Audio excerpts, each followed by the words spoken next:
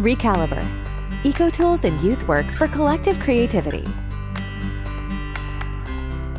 Hi, welcome to this ReCalibur video tutorial on a method we call From Ego to Echo, Relationships Galore.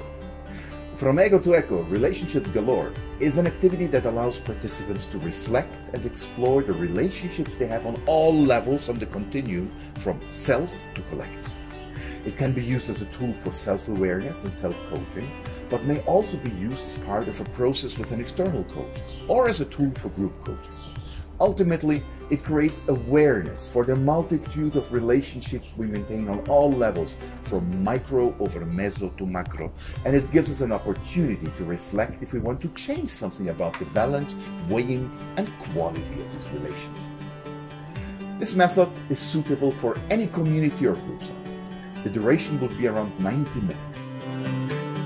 For preparation, ensure the required materials and infrastructure, including handouts and slides or flip charts. You may want to welcome participants with calming music. The activity comes in several stages or modules. The first module is to compose an eco map. Provide participants with pens of different colors and a sheet of paper each. Invite them to write their name in the middle of the paper and make a circle around. Then ask them to write the names of relevant persons in their life on the paper as well, and also make circles around these relevant persons. These persons can be of relevance right now at the present, but may also be persons of relevance in the past or even the future. In the next step, invite participants to draw connection lines between their name in the middle and the other persons. Depending on the type of quality of the relation to that person, different types of lines can be used. For example, a single line for a normal harmonious relation, a double line for especially strong relations such as love or deep friendship, a dotted line for a weak or indifferent relation, a zigzag line for a relation that is tense or stressful, an interrupted line for a relation that stopped working. Also, arrows at the tip of the lines can be added to indicate dependence, asymmetry, or power if applicable.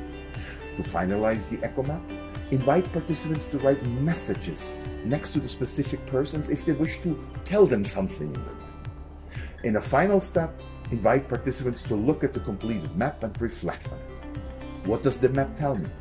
Is there any revelation, insight, or call to action coming from it? If participants want, they can share some of their insights, but it's not mandatory, as it is mainly a tool for self-awareness. Those who want might also be put into couples or small groups to share their maps, but purely voluntary. The next part of the activity is about communities.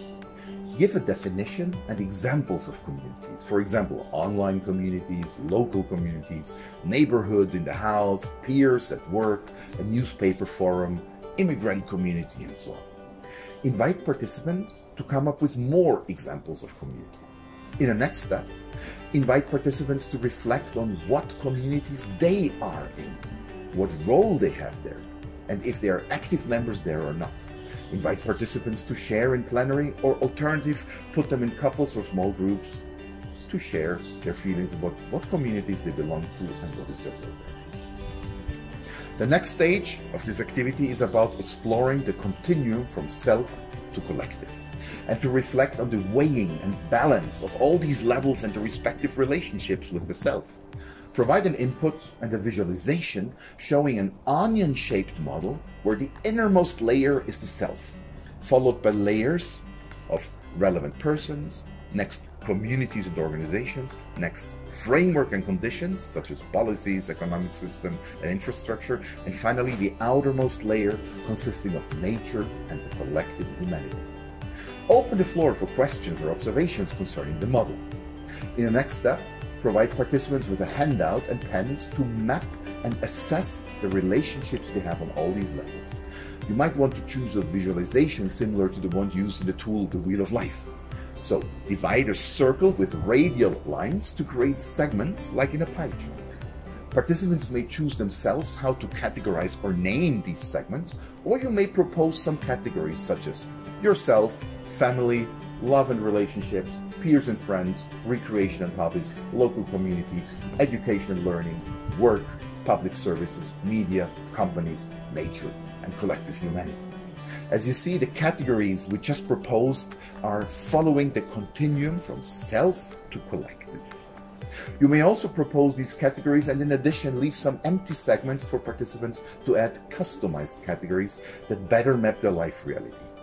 In the next step, participants may fill the segments with color or draw lines in the segments to indicate their percentage of satisfaction or fulfillment in that respective category.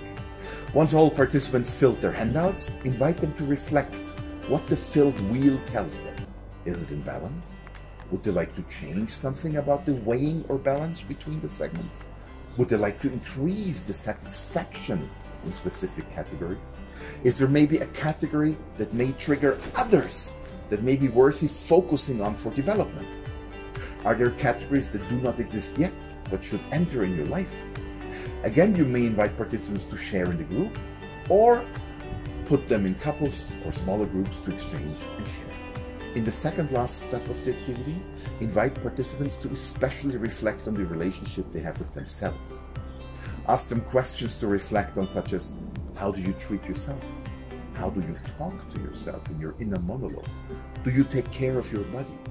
Are you caring or demanding with yourself? A nice final activity can be to switch to the other extreme of the spectrum. So from the self, you go to Mother Nature.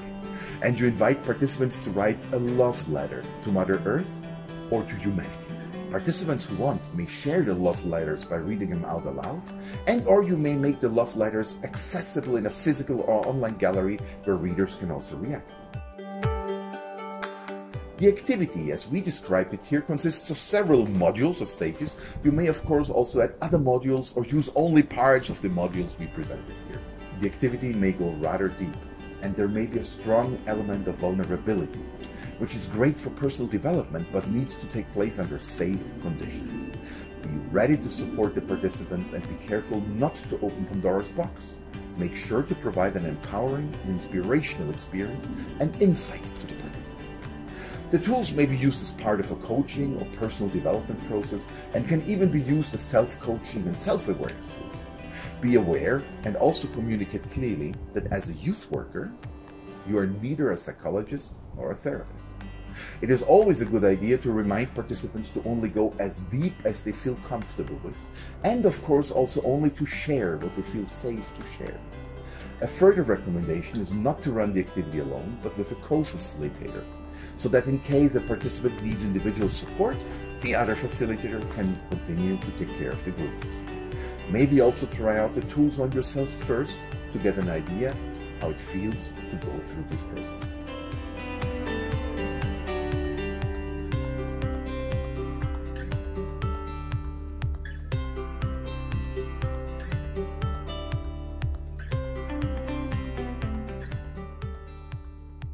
And Youth Work for Collective Creativity is co-founded by the Erasmus Plus program of the European Commission through the Slovak National Agency NIVM.